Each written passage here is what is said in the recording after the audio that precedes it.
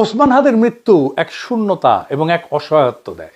হাদির মৃত্যু সবাইকে বলে আমরা আমাদের কণ্ঠস্বর হারালাম।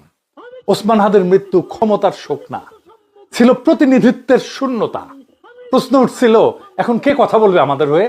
হাদির মতো এইভাবে সত্য উচ্চারণ জনগণের জন্য কে করবে? কে সাধারণ মানুষের হয়ে সাধারণ মানুষের মধ্যে থেকে উঠে গিয়া ক্ষমতাকে চ্যালেঞ্জ করবে? হাদির জানাজায় এসছিল মূলত তরুণেরা আসছিল হাদির আদর্শ থেকে আদর্শ গ্রহণ করতে। ওইটা একটা ইতিহাসের শুরু। জিয়ার মৃত্যু ছিল ইতিহাসের মাঝখানে, হাদির মৃত্যু হলো ইতিহাসের শুরু। হাদির যেরকম মৃত্যু ছিল, একই ধরনের মৃত্যু ছিল মার্টিন লুথার কিং এর। এই দুইজনের মৃত্যুতেই তৈরি হয়েছিল একটা প্রতিনিধিত্বের ভ্যাকুয়াম, শূন্যতা। দুইজনেই ক্ষমতার শীর্ষেও ছিলেন না, রাষ্ট্রের আনুষ্ঠানিক কেন্দ্রেও ছিলেন না, কিন্তু সাধারণ মানুষের ভাষার প্রতিনিধি ছিলেন।